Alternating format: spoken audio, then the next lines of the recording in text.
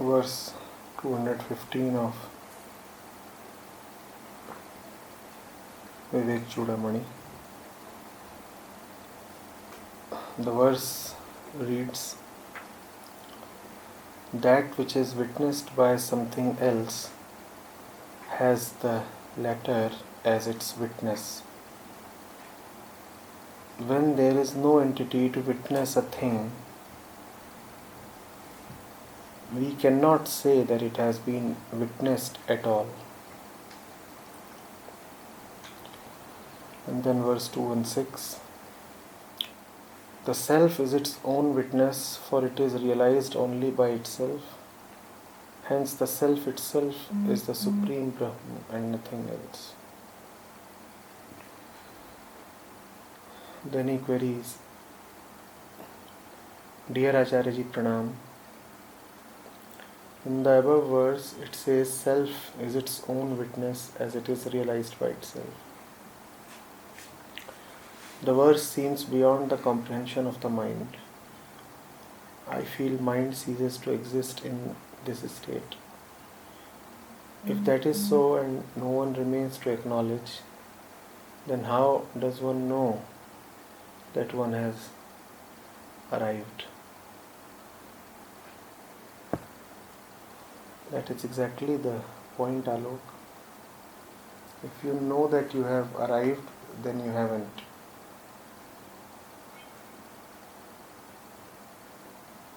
You are itching to be certified by yourself that you have arrived.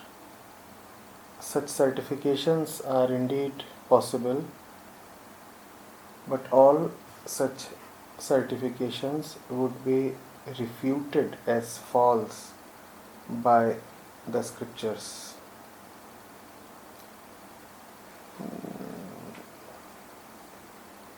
You are saying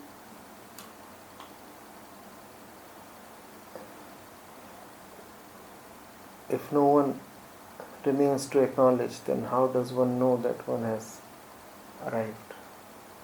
You are saying that the verse is beyond your comprehension. That is exactly what the self is, beyond your comprehension. Beyond your comprehension. Beyond anybody's comprehension. Just beyond comprehension.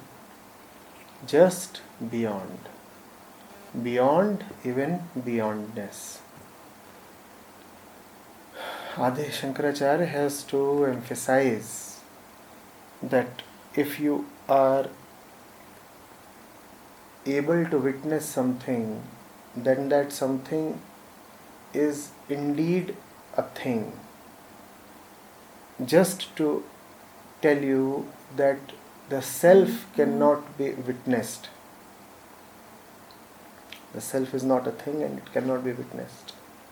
Why does he need to remind and underscore that the self cannot be witnessed, that the truth, the Atma, cannot be witnessed? Because the mind, the impure consciousness, has a great proclivity to announce to the world and to itself, to feel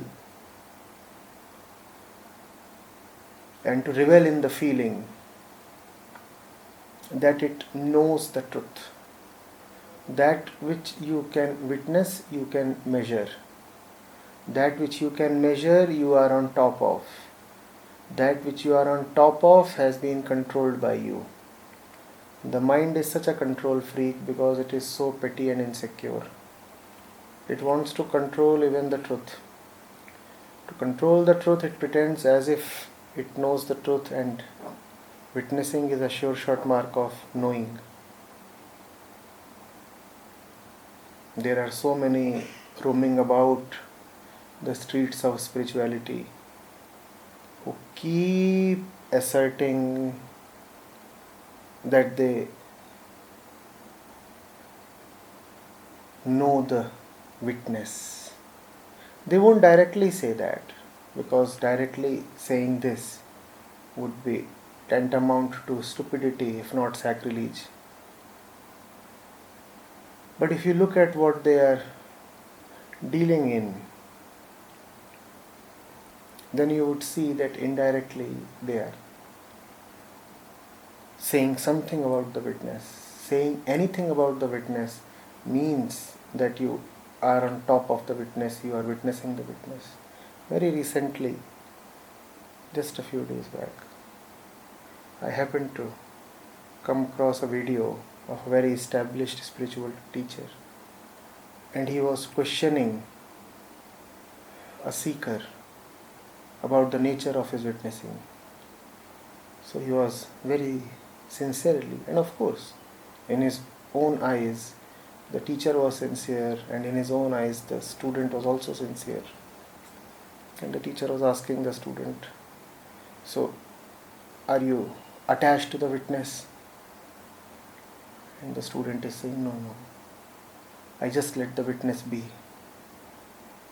So then the teacher is asking, does your witness get affected by what it perceives? And the student is saying, no. The witness just remains aloof. And all this is happening in a supposedly very serious, in fact, spiritual ambience. You see what is happening. The teacher, with all his sincerity, does not realize the trap he is walking into, and the trap he is leading his disciples into. He has said something, rather a lot, about the witness. He has said something about that, about which saying anything is heresy.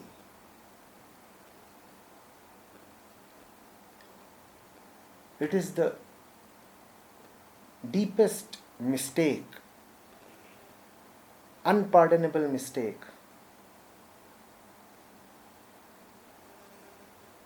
to think of oneself as someone in the dimension of the truth. Please get me right. Surrendering to the truth, dissolving in the truth is one thing. It's beautiful. It's the crux of all spiritual matter. Dissolving into the truth. Bowing down. Going to that, being that, not remaining yourself. Such a beautiful word. Dissolving. And it's an entirely different thing to remain yourself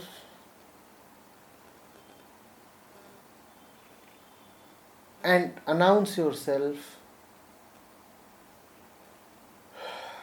to be on the dimension of the Atma. Do you get this? The ego is remaining itself and is announcing itself as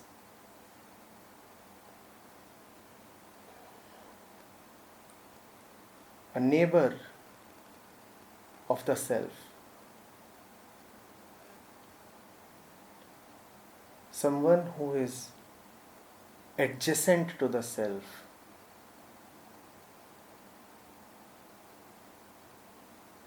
Someone who is there to watch from a distance. watch from a distance. Now, that's something the ego finds pretty cool.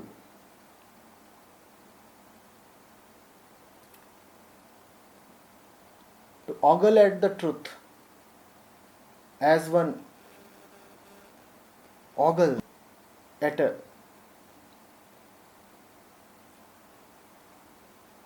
thing in the museum.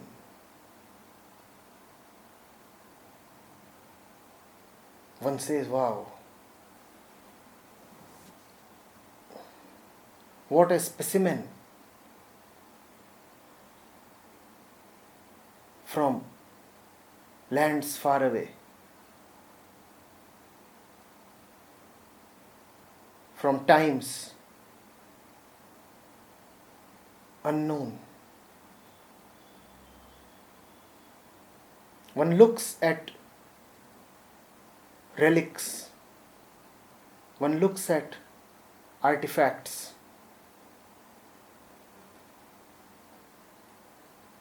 one feels entertained.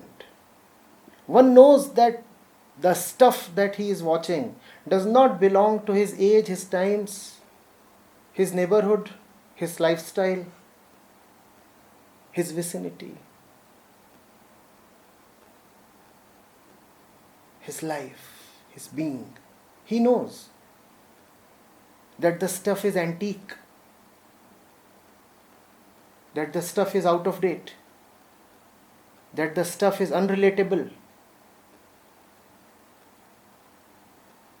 And there is entertainment in this.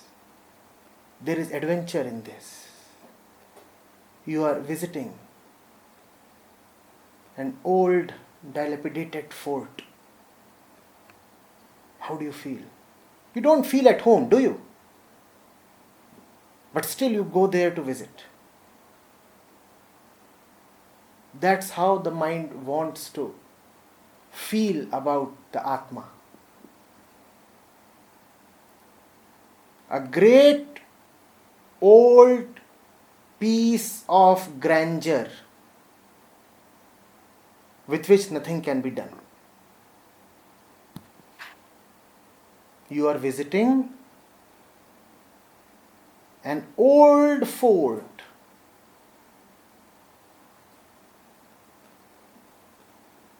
or excavated remains somewhere from Mohenjo-daro. You don't live there, you don't belong there, you don't surrender to them, do you? You don't call the place your home. But you have good fun looking at them. You click pictures. That's how the mind wants to look at Atma. One wants to remain himself like a tourist. Like a tourist visiting an old fort.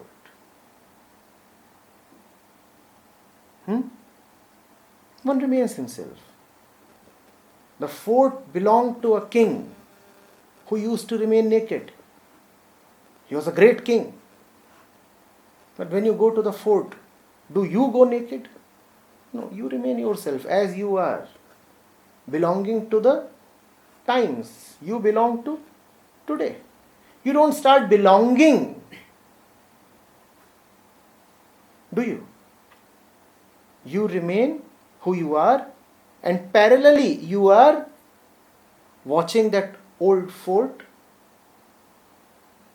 and admiring it. An old seal, an old statue with its nose missing.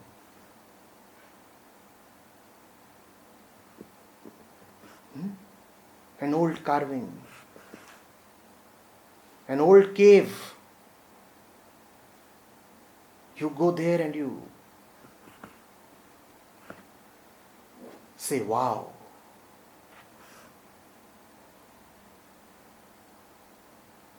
That's it. That's what we want to do with the scriptures. Old things, poor old things. You relate to them as one relates to Mohenjo-daro,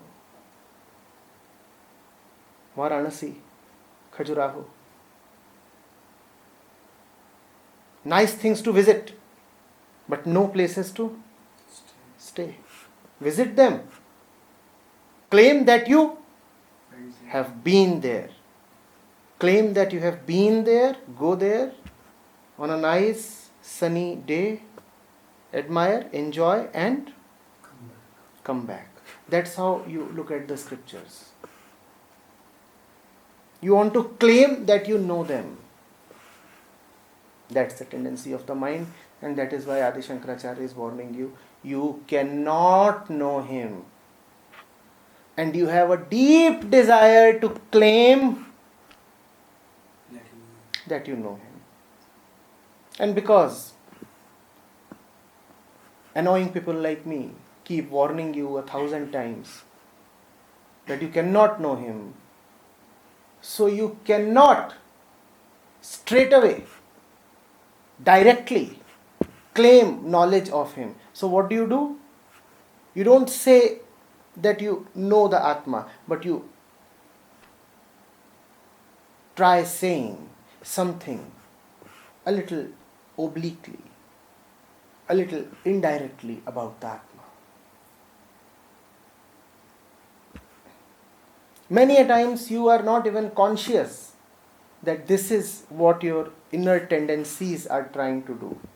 They are trying to second guess God. They are trying to read the mind of God. You are helpless. You don't even know what you are doing.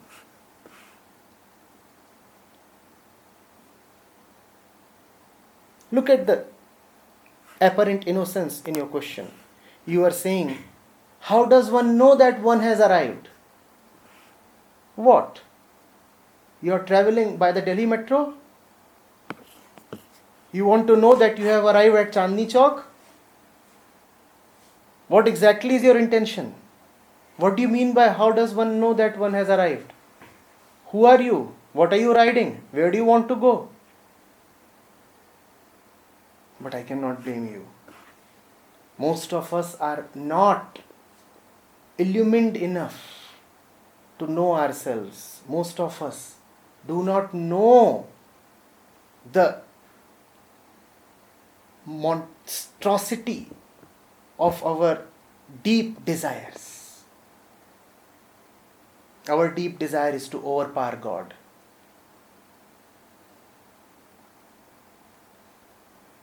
Our deep desire is to be the God of God.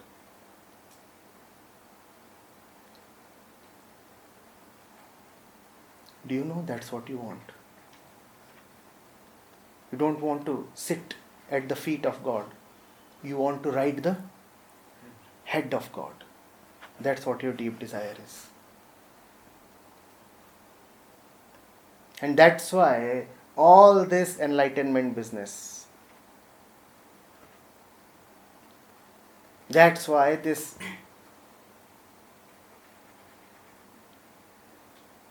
irresistible urge to know that, people come and say, Acharya ji, how can I know Brahma? How can I know Brahma? I said, do you know that one of your molars is being eaten hollow by some disease? Do you know that when you were having your breakfast, something fell on your shirt? See?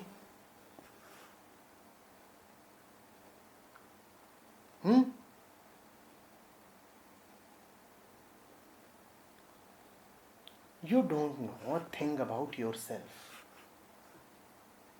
You don't know a thing about even your peripheral self. As peripheral as the shirt. But you want to know about the truth itself. Nobody has come to me ever requesting, Acharya, I want to know something about my shirt.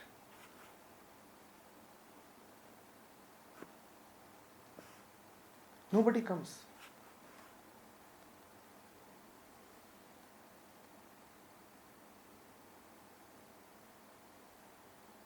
Everybody is chasing Brahman. You don't want knowledge about that, about which knowledge can be had. You want knowledge of that which is beyond knowledge. What to do with your request? About yourself, knowledge is possible. It's a special kind of knowledge that one has about himself. It's real-time knowledge. About the world, one can have stored, condensed knowledge. About oneself, one will need to have real-time knowledge, and that comes through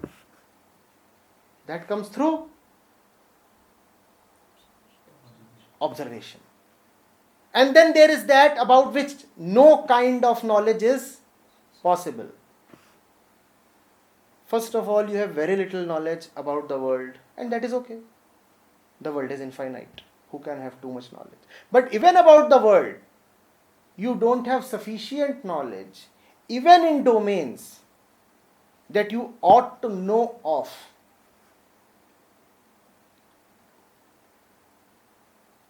You are a cook and you do not know much about vegetables. That is not pardonable. You are a player and you do not know about the court. No. Just don't say that the game is a game. The game is not. You should have had good knowledge. You are an engineer and you don't know about your equipment. That's not what spirituality teaches. So about the world, where you must have had knowledge, at least in limited domains, there you are not agile enough, not honest enough, not diligent enough to have gathered knowledge. About yourself, you should have been observant enough, but that really hurts the ego, to know oneself. To know the world, you require diligence, work, and observation. To know oneself, you most of all require courage. Not even hard work. Observation is no work. Observation only requires courage, because when you observe yourself, what you see is not what you have expected. When you observe yourself, it bites. You are seeing an alien in the mirror. It scares. It scares. How is it to see an alien in the mirror? Who is he? So one decides to rather not observe. One decides to not observe at all. The facts will hurt and bite. The facts will be a slap.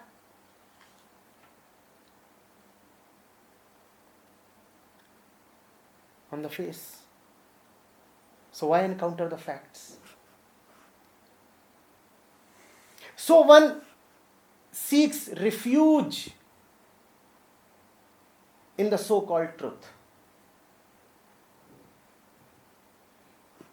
The truth is anyway unknowable, which means there is no definite truth at all. Hence, whatever you say about the truth cannot really be proven to be untrue. which gives you the horrible authority to say anything about the truth. Had the truth been something, then it could have been very easily proven that you are just blabbering. This is black in color. So if you say it is green or violet or red, then it can be proven that you are lying. But what if I am holding nothing here? Nothing with no color. Not only nothing with no color, but nothing that cannot be proven to be nothing, and no color that cannot be proven to be no color. Now, what all can I say about this? What all can I say about this? Just anything. Now I can so easily be a guru. And the more obscure my talk is, the more attractive it appears.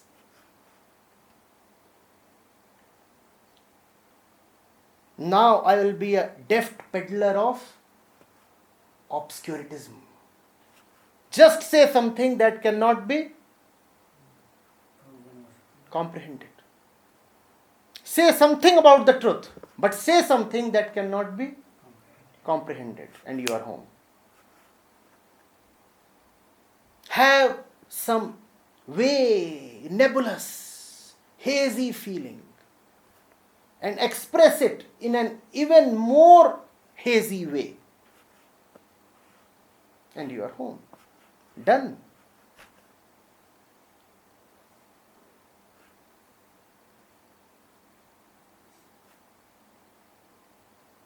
Love is the truth of your deepest self that is not really you,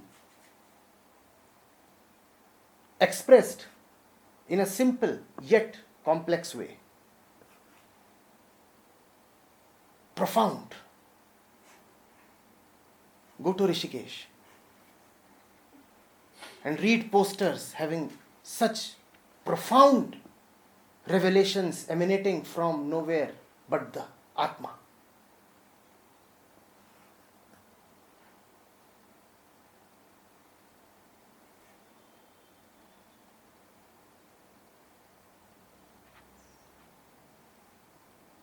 Love is the truth of the joy of ultimate freedom.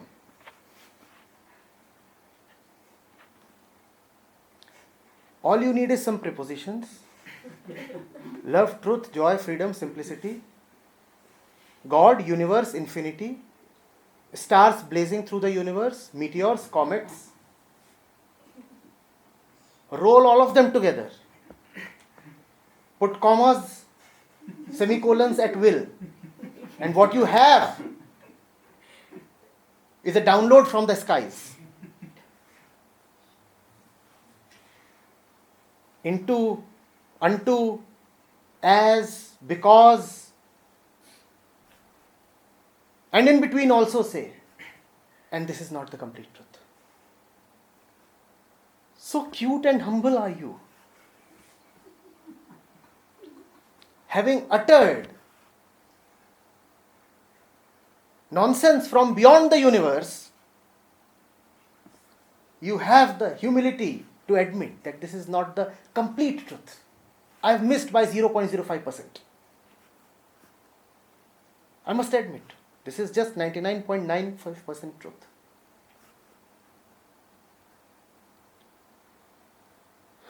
Why are you so eager to say something about the truth? Please.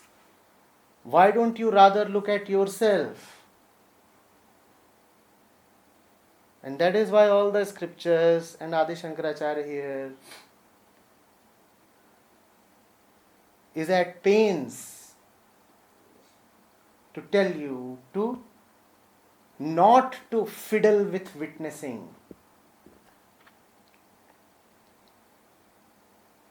You may even say that witnessing is just a concept. Let's just close the matter here. Witnessing is a concept given to you so that you may get rid of your insistence towards attachment. Because you are always attached to that which you see. Because you always get affected by that which you see. Hence, to take you away from that which you see, you were given a word called witnessing. There is a little child. He just cannot give up a ball that he is holding. Just can't. He is too attached. So the father points towards the skies and says, "Look, son, there is a great ball up there. There is a great ball up there." And the son says, "Where?" Because the ball is nowhere to be seen. And the father says, There. Look more sharply. Beyond the hills, there. Oh, it's now hidden behind the clouds. Okay, fine. I'm picking you up. Okay. Sit on my shoulders and now watch. Can you see that ball there? And the son says, "Yes, there is something, but is that a ball?" The father says, "Of course it is." "Okay, let's do something. Let's go to the second floor and watch from there." The son says, Yes. And there is excitement in the father's voice. And he carries the son to the second floor. And he's flying up the stairs. And from there he says, See, there. Did you see that?" The son said, Yeah, Papa, just saw something. "But wasn't that a bird?" "No, son, not a bird at all. That's the majestic ball I am referring to." And in all this, the father has succeeded in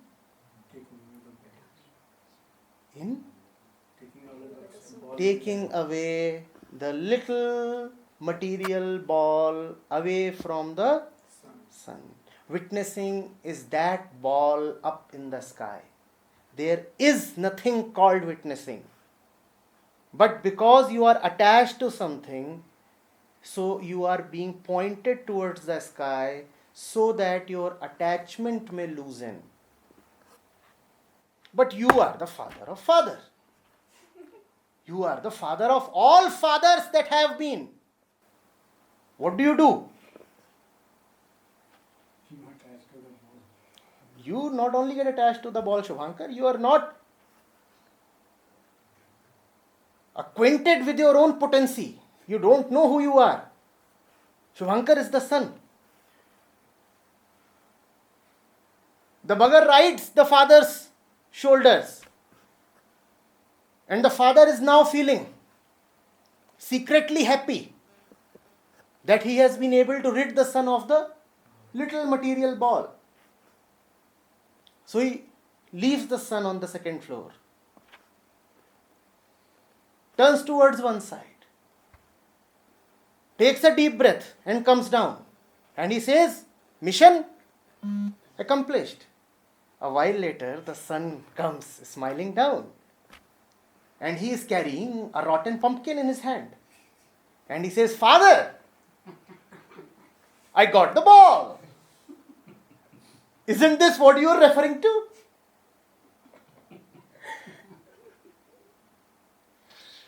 "I pulled it down from the skies. See? That's enlightenment for you." And the fathers are wandering in there, wherever they are. They said, "We pointed towards something that does not exist at all." And the bugger even succeeded in getting it. Not only has he succeeded in getting it, he is now writing an autobiography describing how he got enlightened. There are so many who have become enlightened. rotten pumpkins being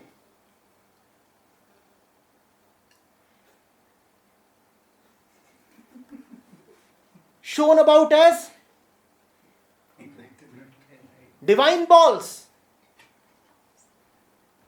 Father is saying, from where did he manage it? And then the father remembers, oh my God. Half an year back, I myself left this pumpkin somewhere on the 3rd floor. From the 2nd floor, he looks up, sees something spherical, and drags it down. And now he is utterly confident that he is the possessor of the divine ball. So the father comes to him and says, son, there is nothing called enlightenment. There is nothing called a divine ball. The son says, only those with the divine ball know what the divine ball is. Who has the ball, you or me? The father says, son, it is because of my balls that you are there. But the son is beyond all comprehension now. After all, he has the great rotten ball now.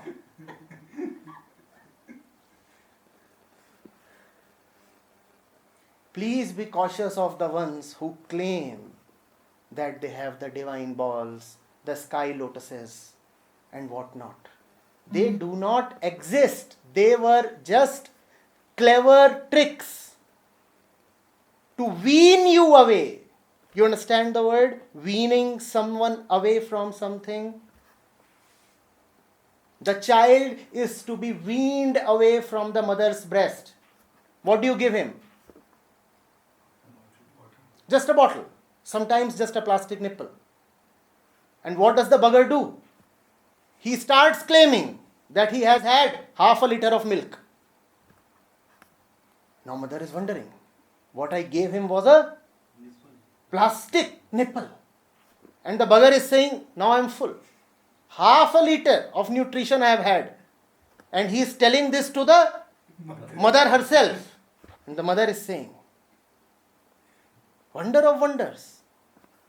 I gave him something to wean him away. You were told of witnessing to wean you away from your worldly attachments. And you were to be weaned away from your worldly attachments because attachments give you suffering. That's it. It's so simple. Why don't you see? Why don't you see?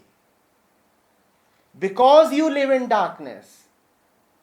To take you away from darkness, you were given the concept of enlightenment. Instead, what have you done? You have stayed where you are and claimed that you are enlightened. Should I recall that example that I gave in the last class? So the bugger is fond of sleeping. Totally tamasic is he. And he is sleeping. To pull him out of his enclosure and his cozy bed and his death-like slumber, the father says, son. Yeah, the father is indefatigable. The father keeps trying, like a Kabir, like a Krishna. He keeps trying. And the son cannot be conquered. It's a timeless duel. So the father is again back to his old tricks. He comes to the son and says, son, outside there is a luscious, divine mango. Such mango as can never be seen. So he says the mango can not be seen. Such mango as can never be experienced. So he says that the mango cannot be. Such mango as has never ever been tasted. So he says that the mango cannot be. You get the drift. The Atman cannot be thought of, tasted, touched, experienced, nothing. And it's a great, great mango. Those who taste this mango become the mango itself. And with all these tempting allurements, he seduces the son to come out, get up and come out. What is the intention of the father? That the son should just get up and come out, and then there is the nice breeze, and then there are the open skies. And what's the point in just keeping to the bed? Come out, son. That's what the father wants. The mango is just a bait. The mango is just a bait. Does the mango really exist? The mango does not exist, and the father has not lied. The father has said it is a mango that cannot be experienced. So the father is not lying. If you see, the father is actually saying that the mango does not. He is saying the mango has no color, the mango has no shape, the mango has no form, the mango has no name. The mango cannot be described. No adjectives can be attached to it. The mango cannot be created. The mango cannot be destroyed. Don't you see what the father is saying? That the mango de facto doesn't exist. And even if it exists, it's a dimension altogether different from the one you live in. As far as the son is concerned, as far as the son's existence is concerned, the mango does not exist. But the father talks of the mango in a very, very tempting way. Juicy, luscious, bright. All kinds of tempting descriptions are given. As they say, the Atman is like light. So the father says the mango is bright. Now, Shubhankar gets up, goes out, and after 5 minutes comes back and says, Father, the mango was very tasty. I have had it. And goes back to sleep. Now he is not only sleeping, but sleeping as the one who has arrived. Alok, you too want to arrive. Is this the kind of arrival that you want? Father, I have had the mango. Now let me sleep peacefully. And the mango was indeed very tasty, Father. I want to hug you and thank you. And the father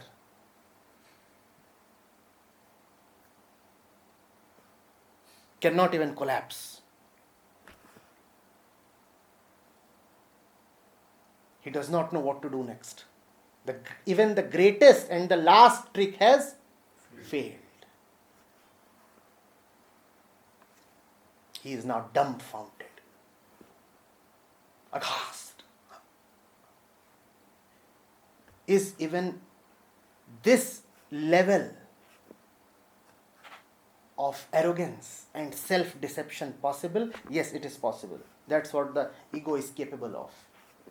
Totally deceiving oneself. Now the son is the enjoyer of the mango, and he is sleeping soundly, dreaming of mango orchards. Why limit oneself to one mango? The son is now the owner of an entire orchard. That's what the ego says.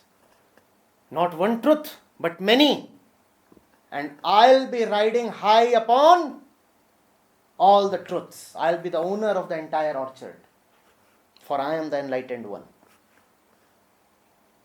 Forget Brahm, forget Atma, forget the Sakshi. Please look at yourself. And if you can look at yourself honestly, the father would be relieved. For that is the essence of witnessing and sakshitva. Looking at yourself without any prejudice. It's so simple. Don't cheat yourself. That's all. That's all. All else is just a cock and bull story meant to entertain the child and wean him away.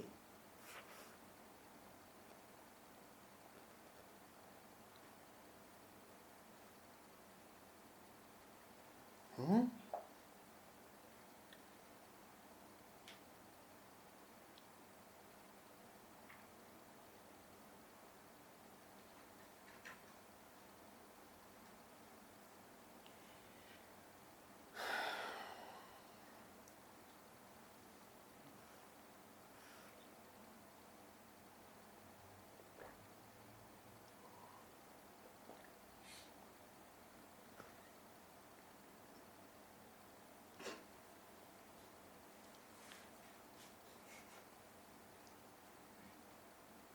See.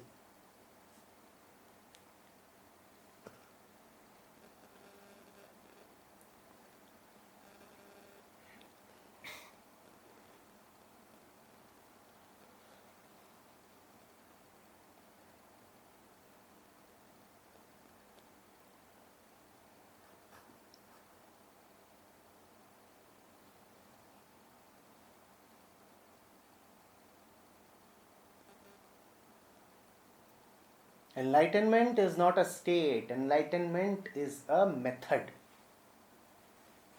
Enlightenment is a method to not to remain stupid. You don't become enlightened. You just don't remain stupid. If you can say that you are not stupid anymore, that's enough. And that's all. You don't reach anywhere. You just don't remain where you were. And that's sufficient. You don't arrive anywhere, Alok. You just stop belonging to places that are not worth belonging to. And that's freedom. Arrival is bondage. All arrivals are just bondages. Don't arrive. Just stop belonging, and that's freedom. If you arrive somewhere, you have again limited yourself to a particular destination, a particular situation. Don't arrive, just keep flying. Don't belong. You get this? Enlightenment is not a destination. Enlightenment is the name of not being destination bound. Trains and buses are destination bound. You, the one who you are, you cannot be destination bound. So how can you ever be enlightened? How can you ever arrive? The one who has arrived is for sure not enlightened. The enlightened one is the one who never arrives anywhere. He is forever the sky, flying within himself.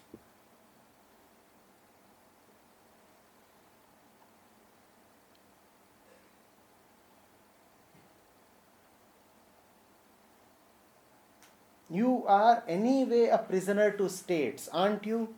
This state and that state. Now you want another state. Fine. Another sublime state called the Atma, the Brahman, Sakshi. The enlightened state. Why do you want to remain prisoner?